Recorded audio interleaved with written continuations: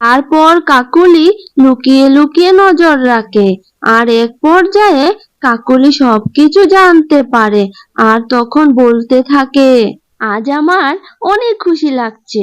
টুনির এই তরমুজ বাড়িটা চুরি করে রাতারাতি আমি আর কালু ধনী হয়ে যাব। কালু, চলো তাড়াতাড়ি, দেরি হলে তো সেই গরিব টোনার বউকে আর পাবো না। আজ তো ওর কাছ থেকে দাঁড়ের টাকা আনতে হবে। আজ ওর কাছ থেকে দাঁড়ের টাকা আদায় করে নিবই নিব।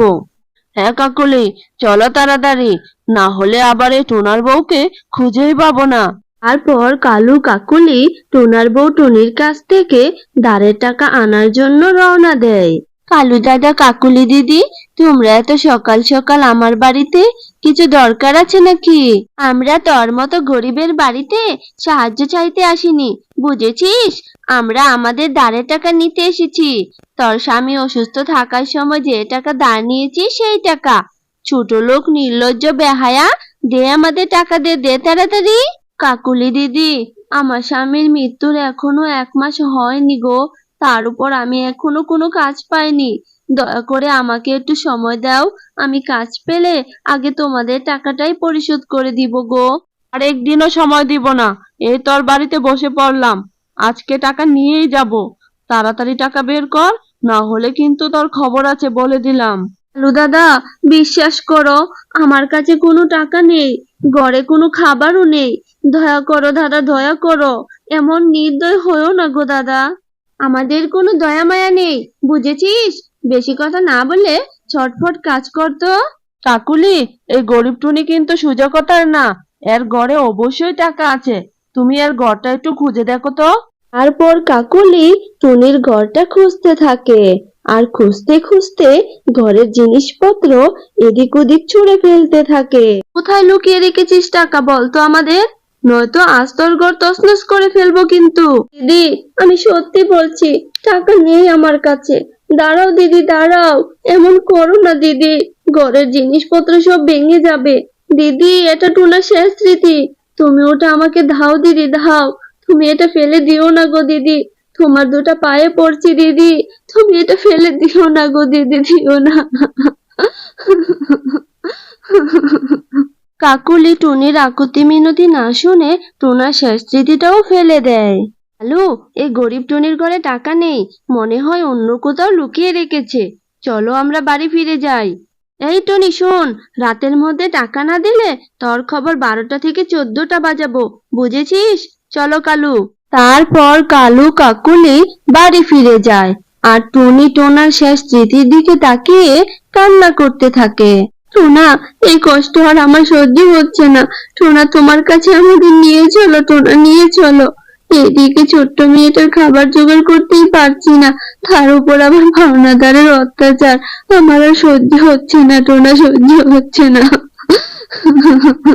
তোমার কাছে আমাদেরকে নিয়ে চলো টোনা। বিকাল হয়ে গেছে, যাই এখন মায়ের কাছে ফিরে যাই।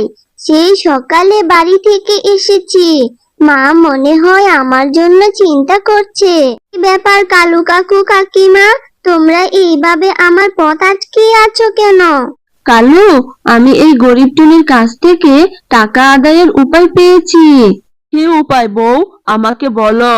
হলে শুনো, টুনির এই ছোট্ট মেয়ে টুকিকে নিয়ে আটকিয়ে রাখলেই ওর মা টাকা দিতে বাধ্য হবে। তাহলে আর দেরি কিসের, চলো এক্ষুনি নিয়ে যাই ওকে। আমাকে ছেড়ে দাও, আমাকে ছেড়ে দাও বলছি, আমি মায়ের কাছে যাব। মা, মা, আমাকে বাঁচাও মা। কালু কাকুলি টুকিকে একটি জঙ্গলে গাছের নিচে খাঁচার মধ্যে বন্দি করে রাখে, আর এইভাবেই রাত নেমে আসে। এইদিকে টুনি তার মেয়েকে পুরো জঙ্গলের মধ্যে খুঁজতে থাকে। টুকি, আমার সোনা মা, কোথায় গেলি আমাকে রেখে? ফিরে আয়, ফিরে আয় আমার কাছে। তোকে ছাড়া আমি বাঁচবো না রে মা, তুই ছাড়া তো এই পৃথিবীতে আমার কেউ নেই। ফিরে আয় মা আমার কাছে। মিষ্টি দিদি, আমার টুকি মাকে কোথাও খুঁজে পাচ্ছি না গো। তুমি কি আমার টুকিকে কোথাও দেখেছো? টুনি, তোর টুকিকে তো ওই পাজি দুষ্টু দুই কাক ধরে নিয়ে গেছে। টুকি তখন চিৎকার চেঁচামেচি করে সাহায্য চেয়েছিল আর তোকে অনেক ডাকছিল। আমার দেখে না ভীষণ মায়া হয়েছিল, কিন্তু ওই দুই পাজি কাক আমার কাছে টাকা পায়, তাই আর সাহায্য করতে পারিনি রে। তুই আমাকে ক্ষমা করে দিস। এখনই আমি তোর বাড়িতে যেতাম এই কথাটি বলার জন্য। আমি এক্ষুনি যাচ্ছি আমার টুকিমাকে ফিরিয়ে আনতে। দাদা দিদি, তোমরা তো আমার কাছে টাকা পাও, তাহলে কেন আমার মেয়েকে ধরে রেখেছো? ছেড়ে দাও, ছেড়ে দাও বলছি, ওকে ছেড়ে দাও, ওর যে অনেক কষ্ট হচ্ছে। টাকা দিলেই তোর মেয়েকে ছেড়ে দিব, আর টাকা না দিলে ওকে এইভাবে আটকে রেখে মেরে ফেলবো, বুঝেছিস? মা, আমাকে বাঁচাও মা, আমার যে কষ্ট হচ্ছে এখানে থাকতে। দাদা দিদি, তোমাদের টাকা চাই তো? আমি টাকার পরিবর্তে আমার ঘরটা তোমাদের লিখে দিব। তোমরা এখন আমার মেয়েকে ছেড়ে দাও। কালকে আমার কাছে দলিল নিয়ে এসো, আমি স্বাক্ষর করে দিব। দয়া করো দাদা, দয়া করো, এইটুকু দয়া করো আমায়। টুনির কথায় কালু কাকুলির লোভ হয় আর টুকিকে ছেড়ে দেয়। তারপর টুনি রাতের অন্ধকারে নদীর পাশে এসে দাঁড়ায়। কি ব্যাপার মা, এখানে দাঁড়ালে কেন? বাড়ি যাবে না নাকি? বাড়ি গিয়ে আর কি করব রে মা, কালকে তো এই বাড়িটাও কালু কাকুলিকে দিয়ে দিতে হবে, তারপর পথে নামতে হবে। এর চেয়ে ভালো আজ থেকে নদীর পাড়ে থাকতে শুরু করি। সৃষ্টিকর্তা আমাদের কপালে সুখ লিখেনি রে মা, আমার তো এখন আর বাঁচতেই ইচ্ছে করছে না। টুনি এইসব কথা বলে অনেক কান্নাকাটি করতে থাকে, আর টুনির কান্না শুনে নদী থেকে জলপরি উঠে আসে আর বলতে থাকে, কি ব্যাপার পাখিরা, তোমরা কাঁদছো কেন? কি হয়েছে তোমাদের? আমাকে বলো। আমরা আর বাঁচতে চাই না। তুমি যদি ভূত হয়ে থাকো তাহলে এক্ষুনি আমাদের মা মেয়েকে মেরে ফেলো। আমি কোনো ভূত নই, আমি হলাম জলপরি। বলো কি হয়েছে, কেন তোমরা মরতে চাও? তারপর টুনি জলপরীকে সব ঘটনা খুলে বলে। সব শুনে জলপরী বলে, আমাদের দেখছি অনেক দুঃখ, তোমাদের দুঃখের কথা শুনে আমারই কান্না পাচ্ছে। তোমরা আর কেঁদো না, আমি তোমাদের সাহায্য করতে চাই। তোমরা বাড়ি গিয়ে দেখবে একটা তরমুজ বাড়ি, সেই তরমুজ বাড়িটা কিন্তু জাদুর বাড়ি। তোমরা সেই তরমুজ বাড়িকে যাই বলবে সে তাই করবে। এই তরমুজ বাড়িটা শুধু তোমার কথা শুনবে টুনি। এখন তোমরা বাড়ি ফিরে যাও, আর কেঁদো না। টুনি জলপরীকে ধন্যবাদ দিয়ে বাড়ি ফিরে আসে, আর বাড়ি ফিরে দেখে একটা তরমুজ বাড়ি। তখন টুনি তরমুজ বাড়িকে বলতে থাকে, তরমুজ বাড়ি, আমাকে কিছু টাকা দাও, যাতে করে সেই টাকা দিয়ে আমি কালু কাকুলির ঋণ পরিশোধ করতে পারি আর নিজের সংসার চালাতে পারি। টুনি এই কথা বলার সাথে সাথেই তরমুজ বাড়ি অনেকগুলো টাকা দেয়, আর সেই টাকা দেখে টুনি তো অনেক খুশি হয়ে যায়। তারপর টুনি সেই টাকাগুলো ঘরের মধ্যে লুকিয়ে রাখে।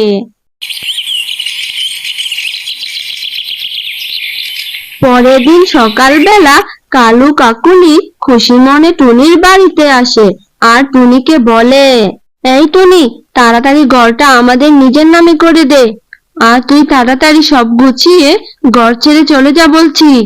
ঘর দেওয়ার আর দরকার নেই দিদি, আমি তোমাদের টাকা সুদে আসলে পরিশোধ করে দিচ্ছি।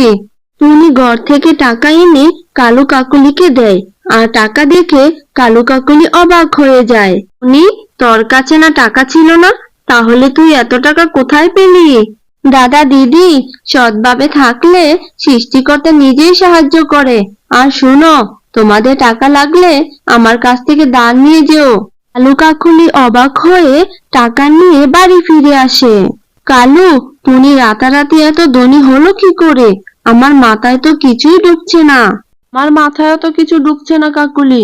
না না, হাত পা গুটিয়ে বসে থাকলে চলবে না, আমাদের সবকিছু জানতে হবে।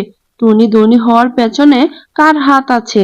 তারপর কাকুলি লুকিয়ে লুকিয়ে নজর রাখে, আর এক পর্যায়ে কাকুলি সবকিছু জানতে পারে, আর তখন বলতে থাকে, আজ আমার অনেক খুশি লাগছে। টুনির এই তরমুজ বাড়িটা চুরি করে রাতারাতি আমি আর কালু ধনী হয়ে যাব। তারপর একদিন টুনি যখন বাসায় থাকে না, তখন কালু কাকুলি আসে এই তরমুজ বাড়িটা চুরি করতে। কিন্তু সেই তরমুজ বাড়িটা তো সেই বাড়ি ছিল না, এটা ছিল জলপরীর দেয়া জাদুর বাড়ি। তাই কালু কাকুলি যখন এটা চুরি করতে যায়, তখন তরমুজ বাড়িটি কালু কাকুলিকে জাদু করে আক্রমণ করে। ওরে বাবা রে, ওরে মা রে, মরে গেলাম রে, মরে গেলাম। কাকুলি, তাড়াতাড়ি চলো, পালাই। তারপর কালু কাকুলি টুনির বাড়ি থেকে পালিয়ে যায়।